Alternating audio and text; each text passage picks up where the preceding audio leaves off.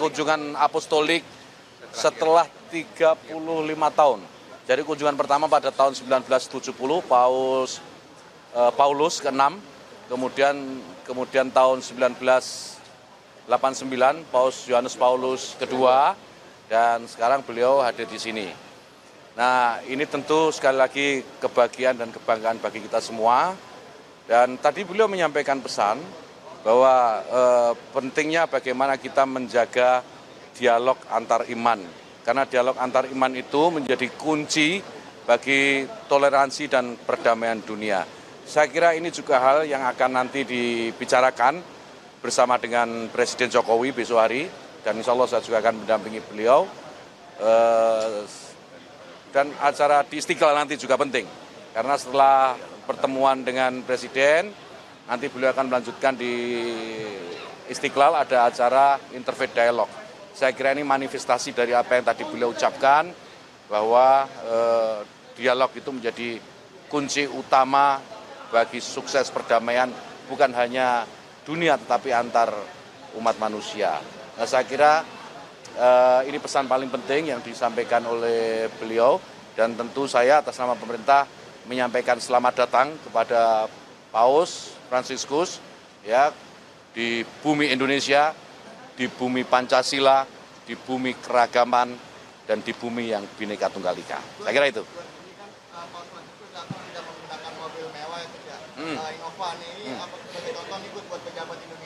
Ya, saya kira ini luar biasa kesederhanaan beliau. Beliau contohkan bagaimana menjadi, karena beliau ini kan bukan hanya pemimpin agama, tetapi juga pemimpin negara, gitu kan. Beliau ini pimpinan Tahta Suci Vatikan, dan dengan kesederhanaannya beliau tunjukkan itu. Beliau tunjukkan bagaimana beliau memilih kendaraan pun dengan cara yang sangat sederhana gitu. Dan ini patut untuk dicontoh, saya kira itu.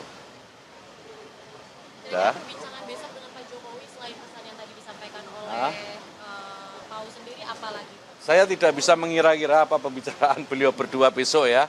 Tapi saya yakin, karena tadi saya sampaikan beliau ini juga pemimpin negara, selain pemimpin umat, pasti beliau juga mengupdate segala isu-isu yang terkait dengan perkembangan global. Dan itu pasti juga akan dibicarakan oleh beliau berdua. Nah, mungkin kerjasama, dan yang paling penting menurut saya ya, dari semua proses ini adalah mempererat hubungan antara Indonesia dan Vatikan. Besok saya update lagi setelah pertemuan beliau berdua kalau ada kesempatan. Ada rencana Paus ketemu Presiden Indonesia terpilih enggak? Direncanakan begitu. Nanti akan ada pertemuan dengan Presiden elected, Presiden terpilih dalam satu pertemuan. Nanti ditanya ya teknisnya ke protokol negara ya. Itu ada, memang ada, saya lihat randornya tapi saya tidak hafal. Tapi memang ada pertemuan dengan Presiden terpilih. Di hari apa? Di hari keberapa? Saya nggak hafal. Nanti ditanya ke protokol negara ya. Protokol istana. Ya. Ya, kita ingin tunjukkan bagaimana Indonesia ini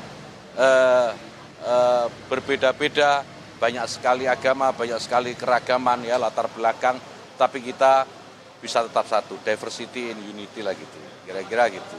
Jadi itu yang ingin kita sampaikan kepada beliau, dan saya kira tidak banyak negara yang memiliki keberbedaan seperti Indonesia. Dan ini pesan baik saya kira, dan kami berharap beliau Paus Fransiskus ini menyaksikan gitu ya, bagaimana keberagaman di Indonesia itu bisa terpelihara dengan baik. Jadi itu.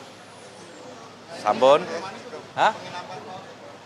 Itu protokol mereka yang ngatur, saya tidak mengatur protokol. Siap, ini langsung ke Kedubes Vatikan, habis itu nggak ada agenda lagi sampai besok? Istirahat dulu memang, istirahat dulu.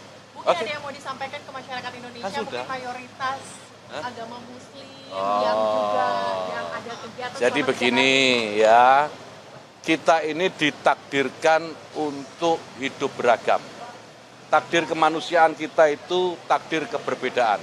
Tidak ada yang sama, ini kawan-kawan media semua ini juga nggak sama nih, kiri kanan semua nih, kiri kanan depan belakang beda semua. Ini artinya menunjukkan bahwa kita ini memang ditakdirkan berbeda-beda. Tetapi dari pesan keberbedaan itu, yang penting bagaimana kita bisa menjamin bahwa kita semua saling bersatu, saling memahami, saling pengertian, memahami kekurangan dan kelebihan masing-masing, dan tetap menjaga persatuan dan kesatuan. Jadi kalau sekarang Paus Fransiskus hadir, kita harus maknai ini sebagai sebuah keberbedaan yang juga harus dihargai oleh seluruh umat manusia. Ingat, kalau Tuhan ingin kita semua sama, mudah bagi Tuhan. Jadi jangan meremehkan Tuhan. Kalau Tuhan menginginkan kita berbeda, yaitu keinginan Tuhan. Kita jangan melawan keinginan Tuhan. Oke? Thank you. Terima kasih semua.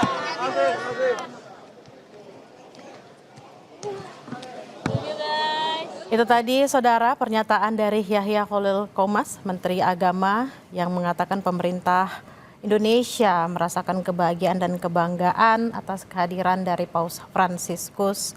Dan tadi juga Menteri Agama menyatakan pentingnya menjaga dialog antar iman dan akan menjadi salah satu poin pembahasan yang akan dilakukan dengan Presiden Joko Widodo pada agenda pertemuannya esok hari.